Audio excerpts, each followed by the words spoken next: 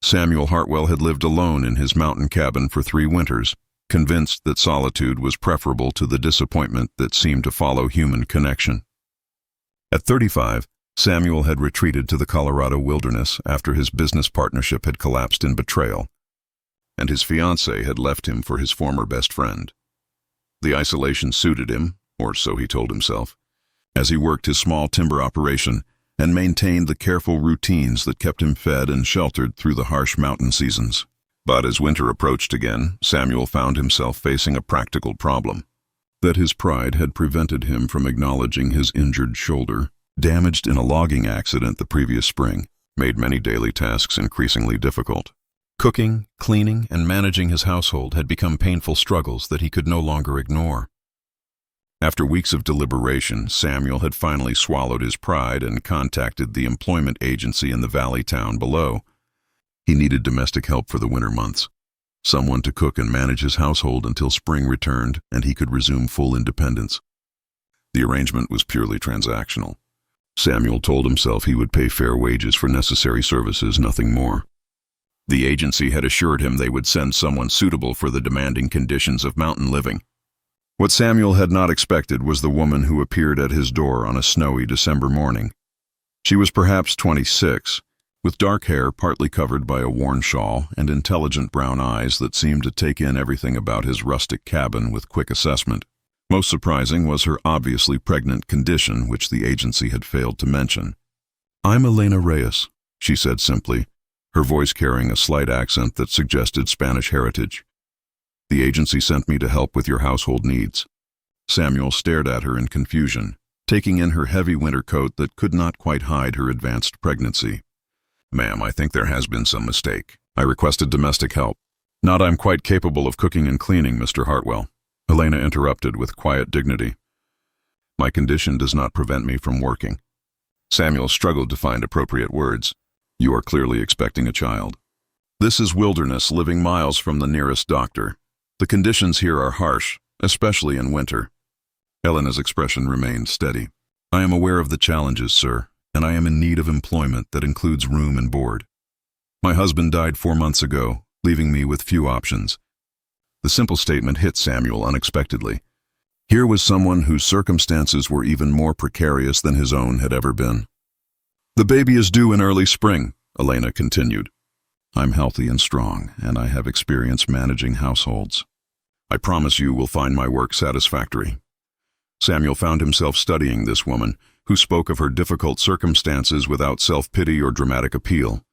There was something in her manner that suggested resilience rather than helplessness. "Very well," he said finally, "but I insist that we establish clear boundaries about your health and safety. The first sign of any complications, we arrange transport to town immediately." Elena nodded her agreement. "Thank you, Mr. Hartwell. I will not disappoint you." Over the following weeks, Samuel discovered that Elena had severely understated her capabilities. She proved to be an excellent cook, who transformed his simple ingredients into meals that reminded him why he had once enjoyed eating. Her organizational skills turned his functional but chaotic cabin into something approaching comfortable living. More importantly, Elena brought a quiet grace to the daily routines that Samuel had not expected. She moved through tasks with efficient calm, seemed untroubled by the isolation that had driven other potential helpers away, and demonstrated the kind of practical competence that wilderness living demanded. What surprised Samuel most was how naturally conversation developed between them. Elena proved to be well-educated and thoughtful, sharing observations about books she found in his small library and offering insights about mountain life that came from genuine appreciation rather than romantic notion. "My husband and I dreamed of living somewhere like this," Elena told him one evening as they watched snow fall past the cabin windows. "He worked in the city, but he always talked about finding land where we could build something of our own." Samuel found himself curious about her story. "What happened to him?" "Construction accident," Elena said simply. "The company he worked for cut corners on safety equipment, and he fell from scaffolding. He never regained consciousness." The matter-of-fact way she spoke about profound loss reminded Samuel of his own tendency to minimize pain rather than dwell on it. "I'm sorry for your loss," Samuel said, "and I am sorry that you found yourself in circumstances that required you to seek work in such an isolated place." Elena looked at him with surprise. This is not hardship for me, Mr. Hartwell. This cabin, these mountains, the quiet and peace here. This is closer to the life my husband and I wanted than anything I could find in town. As winter deepened and Elena's pregnancy progressed, Samuel found himself increasingly concerned about her well-being. The nearest medical help was a difficult journey, even in good weather, and mountain storms could make travel impossible for days. "We should discuss plans for when your time comes," Samuel said one February evening as they sat by the fire. Elena looked up from the baby clothes she was mending.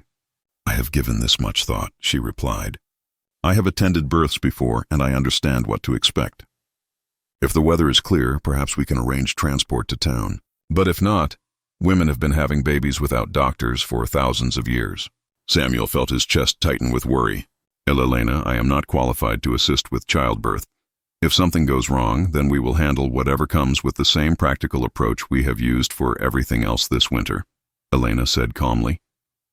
"God willing, everything will proceed naturally, but if complications arise, we will face them together." The trust in her voice touched something in Samuel that he had not accessed in years. Here was someone who faced uncertainty with faith rather than fear, who approached challenges with steady resolve rather than panic. When Elena went into labor during a March blizzard that made travel impossible, Samuel discovered reserves of calm he had not known he possessed.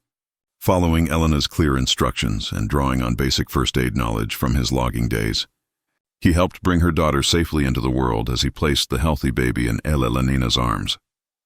Samuel felt overwhelmed by emotions he had not experienced since childhood. The profound privilege of witnessing new life, the fierce protectiveness he suddenly felt toward both mother and child, the humbling recognition that he had been trusted with something sacred.